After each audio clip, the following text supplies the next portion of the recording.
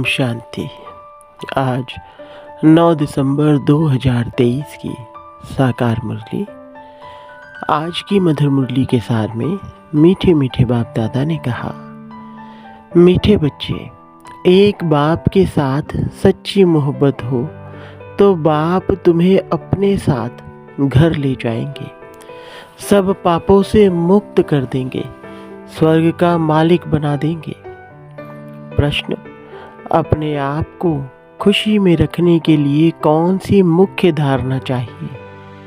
उत्तर, खुशी में तभी रह सकते जब अपने आप से रूह रिहान करना आता हो, किसी भी चीज़ में आसक्ति ना हो, 2 रोटी पेट को मिले, बस ऐसी अनासक्त वृत्ति की धारणा हो, तब हर्षित रहेंगे। ज्ञान का मनन कर स्वयं को हर्षित रखो। तुम कर्म योगी हो, कर्म करते, घर का काम करते, खाना आदि खाते भी बाप को याद करो। स्वदर्शन चक्र बुद्धि में घूमता रहे तो बहुत खुशी रहेगी। गीत, न वह हमसे जुदा होंगे। ओम शांति। मीठे मीठे बच्चों ने गीत सुना। यह है बच्चों की व आत्माओं की अपने परम पिता परमात्मा के साथ रूहानी मोहब्बत। यह रूहानी मोहब्बत सिर्फ तुम ब्राह्मण बच्चों की ही होती है। तुम अपने को आत्मा निश्चय करते हो, परंतु जब कहते हैं कि आत्मा सो परमात्मा, तो आत्मा किसके साथ मोहब्बत रखे? मोहब्बत होती है बच्चों की बाप के साथ। बाप की मोहब्बत नहीं होती है। अभी तुम समझते हो हम आत्माएं अपने परम पिता परमात्मा के साथ मोहब्बत जोड़ रही हैं। यह मोहब्बत ही तुमको साथ ले जाती है। तुम रूहानी मोहब्बत बाप के साथ रखते हो तो तकलीफ भी सहन करनी पड़ती है। सारी दुनिया घर के भांति आदि सब दुश्मन बन जाते हैं। बच्चों को समझाया है कि पतित पावनी गंगा नहीं है। मनुष्य पावन होने के ख्याल से गंगा व जमुना के तट पर हरिद्वार काशी में जाकर बैठते हैं। मुख्य स्थान यह 2 हैं। कहते हैं, हे पतित पावनी गंगा। अब वह गंगा तो सुनती ही नहीं। सुनने वाला एक पतित पावन बाप ही है। अभी तुम उस बाप के सम्मुख बैठे हो। बाप बतला रहे हैं, तुम पावन कैसे बनोगे? पानी की गंगा थोड़ी ही कहती है, मामे कम याद करने से तुम्हारे विक्रम विनाश होंगे। बाप कहते हैं, मैं प्रतिज्ञा करता हूँ, अगर तुम मुझ बाप को याद करेंगे तो तुम्हारे विक्रम विनाश होंगे। गारंटी देते हैं। गंगा तो गारंटी दे ना सके। जैसे मनुष्य रावण को वर्ष वर्ष जलाते आए हैं, परंतु रावण मरता ही नहीं है, वैसे गंगा में स्नान भी जन्म जन्मांतर करते आए हैं, परंतु पतित से पावन कोई बनते ही नहीं। फिर स्नान करने जाते रहते हैं। एक बार पावन बने तो फिर क्यों जाते हैं स्नान करने? कितने मेले लगते हैं, उनको कोई आत्मा परमात्मा का संगम नहीं कहेंगे। भक्ति मार्ग में भीड़ लगती है मेले पर। अभी तुम बाप के साथ बुद्धि योग लगाते हो। तुम जानते हो हम आत्माएं आशिक बनी हैं। आत्मा ही भगवान को याद करती है शरीर द्वारा। बाप कहते हैं, मैं भी इस शरीर द्वारा तुमको पढ़ा रहा हूँ, इसलिए हमेशा बाबा को याद करते रहो। बाबा कहने से स्वर्ग जरूर याद आएगा और अपना मुक्ति धाम घर भी याद आएगा। मुक्ति को निर्वाण धाम भी कहते हैं। यह है साकारी दुनिया। जब तक आत्माएं यहाँ ना आए तो साकारी दुनिया कैसे बढ़े? आत्माएं निराकारी दुनिया से आती हैं। मनुष्य सृष्टि बढ़ती जाती है, कोई समझते हैं नेचुरल बढ़ती रहती है। तुम जानते हो आत्माएं यहाँ आती हैं, वृद्धि को पाती रहती हैं। बच्चों को मालूम हुआ है कि स्वीट होम शांति धाम है। शांति को बहुत लोग पसंद करते हैं। तुम जानते हो शांति धाम तो हमारा स्वीट गॉड फादरली होम है। भारतवासी विलायत से लौटते हैं तो कहते हैं, हम अपने स्वीट होम भारत में जाते हैं। जहाँ जन्म लेते हैं वह देश प्यारा लगता है, कहते हैं हमको स्वीट होम भारत में ले चलो। अच्छा, समझो मर जाते हैं, आत्मा तो चली गई, फिर शरीर को यहाँ ले आकर ख़त्म करते हैं। समझते हैं भारत की मिट्टी भारत में ही जाए। नेहरू ने शरीर छोड़ा तो उनकी राख देखो कहाँ कहाँ ले गए, खेतों में गिराई। समझते हैं खेती अच्छी होगी, परंतु हर चीज़ को वह कितना भी मान दे, पुरानी तो जरूर होनी है। कितनी तकलीफ सहन कर रहे हैं, बाप का पता नहीं है। तुम बाप को जानकर बाप से वर्षा ले रहे हो, तो दिल होती है मित्र संबंधियों आदि को भी स्वर्गवासी बनाए। किसको तुम कहो स्वर्गवासी बनो तो कहेंगे तुम मारने चाहते हो क्या। तुम बच्चे जानते हो श्रीमत पर हम श्रेष्ठ स्वर्गवासी बन रहे हैं। देही अभिमानी बनने में बड़ी मेहनत लगती है। घड़ी घड़ी देह अभिमान में आकर बाप को भूल जाते हो। अभी तुम सम्मुख बैठे हो, जानते हो हम अपने परम पिता परमात्मा पास आए हैं।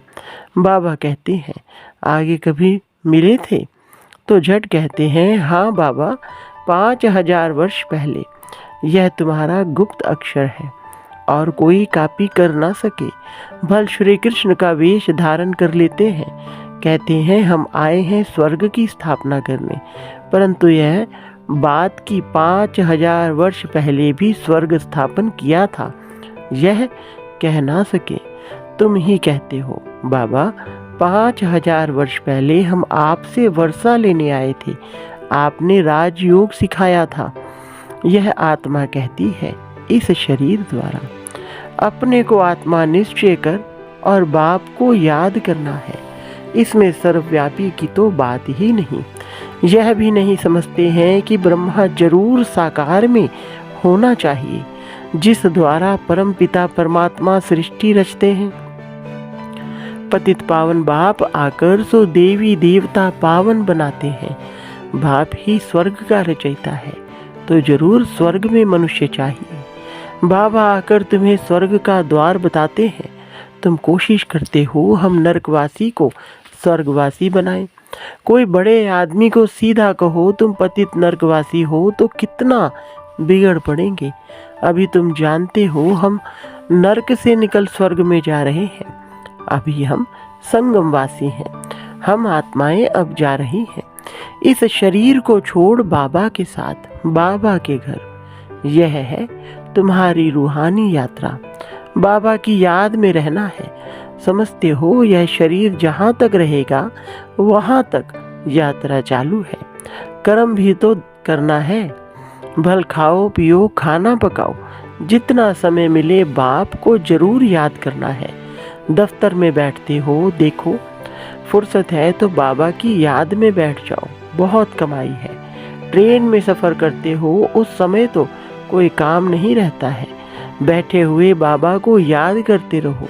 अभी हम बाबा के पास जाते हैं, बाबा परम धाम से हमको लेने लिए आया है। अच्छा, शाम को घर का खाना आदि पकाते हो तो भी एक दो को याद दिलाओ। आओ हम अपने बाप की याद में बैठे, पॉइंट्स भी एक दो को सुनाओ। हम सुदर्शन चक्रधारी हैं। बाबा कहते हैं तुम लाइट हाउस भी हो, रास्ता बतलाते हो। उठते बैठते चलते तुम लाइट हाउस हो। एक आँख में मुक्ति, एक आँख में जीवन मुक्ति। स्वर्ग यहाँ था, अभी नहीं है, अब तो नरक है। बाबा फिर से स्वर्ग स्थापन कर रहे हैं। बाप कहते हैं हम तुमको बहुत गुलगुल बनाते हैं, फिर तुम जाकर महारानी पटरानी बनेंगे, खद्दर की रानी नहीं बनना। तुम्हें 16 कला संपन्न बनना है, ना कि 14 कला। श्री कृष्ण 16 कला था। तुम बच्चियां कितने व्रत नेम आदि रखती थी, 7 रोज निर्जल रहती थी, कितनी मेहनत करती थी, परंतु श्री कृष्णपुरी में जा न सके। अभी तुम कृष्णपुरी स्वर्ग में प्रैक्टिकल में जाने लिए पुरुषार्थ कर रहे हो। श्री कृष्ण को द्वापर में ले जाने से स्वर्ग का किसको पता नहीं पड़ता है। वास्तव में 7 रोज का अर्थ क्या है सो तुम अभी जानते हो। सिवाय बाप के और कोई को याद नहीं करना है। बाकी निर्जल आदि की कोई बात नहीं। बाबा को याद करने से तुम बाबा के पास चले जाएंगे, बाप फिर स्वर्ग में भेज देंगे। व्रत नेम रख तुम कितने दिन भूखे मरते हो, जन्म बाई जन्म कितनी मेहनत करते हो, प्राप्ति कुछ भी नहीं हुई है। अभी तुमको उनसे छुड़ाए सदगति मार्ग में ले जाते हैं। तुम कहते हो बाबा कल्प पहले भी आपसे मिले थे स्वर्ग का वर्षा लेने। बाप कहते हैं कदम कदम पर राय लेते रहो, सब हिसाब किताब पूछो। बाबा राय देते रहेंगे, भल तुम अपना धंधा धोरी आदि करते रहो, फिर भी बाबा राय देते रहेंगे। देखेंगे यह बहुत धंधे में घुस पड़े हैं तो राय देंगे, क्यों इतना माथा मारते हो, कितना समय तुम जिएंगे। पेट तो एक दो रोटी मांगता है, उनसे गरीब भी चलते तो साहूकार भी चलते हैं। साहूकार लोग अच्छी रीति खाते हैं, फिर रोगी भी बनते हैं। भीड़ लोग देखो कितने मजबूत रहते हैं और खाते क्या है, कितना काम करते हैं, अपनी कुटिया में वह खुश रहते हैं। तो इस समय तुम्हें और सब आशाएं छोड़ देनी चाहिए। 2 रोटी मिली, पेट भरा, बस बाप को याद करना है। तुम हो रूहानी बच्चे, परम पिता परमात्मा माशूक के आशिक बने हो। जितना बाबा को याद करेंगे उतना विक्रम विनाश होंगे, और जिसको याद करते हो उनसे जाए मिलेंगे। कई चाहते हैं साक्षात्कार हो, यह हो। बाबा कहते हैं घर बैठे भी तुमको हो सकता है। शिव बाबा को याद करने से तुमको वैकुंठ का साक्षात्कार होगा। श्री कृष्णपुरी देखेंगे, यहाँ तो बाबा तुमको वैकुंठ का मालिक बना देते हैं। सिर्फ साक्षात्कार की बात नहीं, मेरे को याद करो क्योंकि मैं आया हूँ तुमको ले जाने। शिव बाबा को याद करना है, वहीं श्री कृष्णपुरी का मालिक बनाने वाला है। श्री कृष्ण तो नहीं बनाएंगे। शिव बाबा को याद करने से तुमको वैकुंठ की बादशाही मिलती है। अब वह परम धाम से आया हुआ है, जरूर आए हैं तब तो मंदिर यादगार बना है ना। शिव का मंदिर है, शिव जयंती भी मनाते हैं ना, परंतु वह भारत में कैसे आते हैं यह किसको पता नहीं है। श्री कृष्ण के तन में तो नहीं आते, श्री कृष्ण होता ही है सतयुग में। शिव का बड़ा भारी मंदिर है, श्री कृष्ण का इतना बड़ा नहीं है। सोमनाथ का मंदिर कितना बड़ा है, श्री कृष्ण के मंदिर में राधे कृष्ण को बहुत गहने दिखाते हैं, शिव के मंदिर में कभी गहने नहीं देखेंगे। अब वह शिव बाबा तो बड़े महलों में रहता नहीं, रहता है श्री कृष्ण। बाबा कहते हैं मैं महलों में रहता ही नहीं हूँ, परंतु भक्ति मार्ग में कितना बड़ा आलिशान हीरे जवाहरों का मंदिर बनाया है। जिसको शिव बाबा द्वारा स्वर्ग का वर्षा मिला है, उन्होंने उनका मंदिर इतना ऊंचा बनाया है। यादगार के लिए कितना बड़ा मंदिर बनाया है, तो वह खुद कितने ना साहूकार होंगे। मंदिर बहुत अच्छा बनाते हैं। बॉम्बे में बाबूरी नाथ में शिव का मंदिर है, लक्ष्मी नारायण का माधव बाग में है। बाप कहते हैं हम तुमको स्वर्ग का मालिक बनाते हैं, तो भक्ति मार्ग में तुम कितना भारी मंदिर बनाते हो। और अभी देखो कैसे झोपड़ी में बैठा हूँ, तुम्हारा भी नाम वाला होना है। तुम जानते हो हमारा फिर मंदिर बनेगा। हमारे बाप शिव के भी बहुत मंदिर है, कमाल है। जिन्होंने सोमनाथ का मंदिर बनाया था वो कितने धर्मान होंगे। अभी तो कितना गुप्त हूँ, कोई को पता नहीं। तुम जान गए हो फिर कैसे शिव बाबा का मंदिर बनाना पड़ेगा।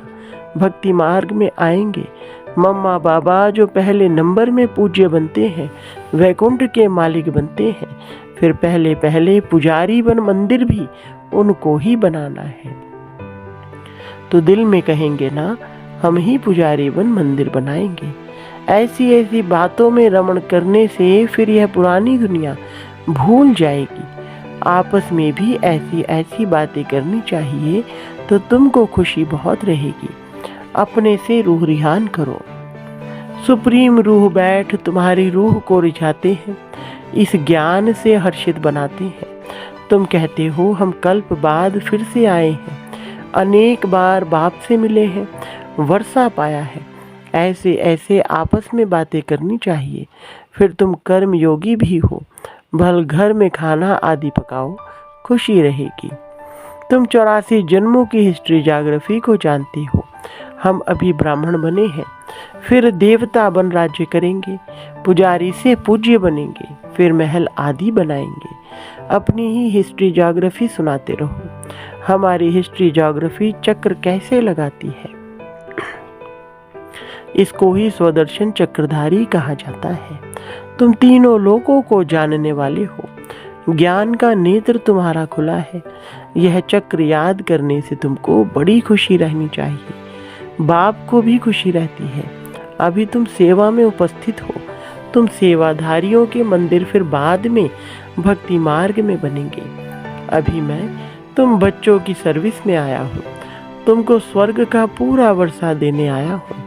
जितना जो पुरुषार्थ करेंगे उस अनुसार स्वर्ग के मालिक बनेंगे।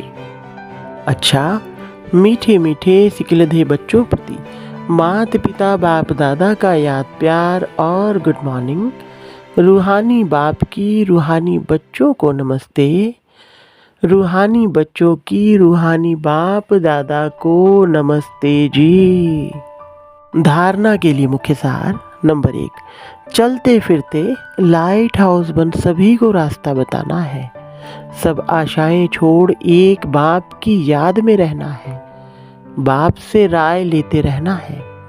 नंबर 2, ज्ञान की बातों में ही रमण करना है, अपने आप से बातें करनी है। स्वदर्शन चक्र फिराते सदा हर्षित रहना है। वरदान, योग की धूप में आंसुओं की टंकी को सुखाकर रोना प्रूफ बनने वाले सुख स्वरूप भव। विस्तार, कई बच्चे कहते हैं कि फलाना दुख देता है इसलिए रोना आता है, लेकिन वह देते हैं, आप लेते क्यों हो? उनका काम है देना, आप लो ही नहीं। परमात्मा के बच्चे कभी रो नहीं सकते, रोना बंद। ना आंखों का रोना, ना मन का रोना। जहाँ खुशी होगी वहाँ रोना नहीं होगा। खुशी व प्यार के आंसू को रोना नहीं कहा जाता। तो योग की धूप में आंसुओं की टंकी को सुखा दो, विघ्नों को खेल समझो तो सुख स्वरूप बन जाएंगे। स्लोगन, साक्षी रहकर पार्ट बजाने का अभ्यास हो तो टेंशन से परे स्वतः अटेंशन में रहेंगे। अच्छा, ओम शांति।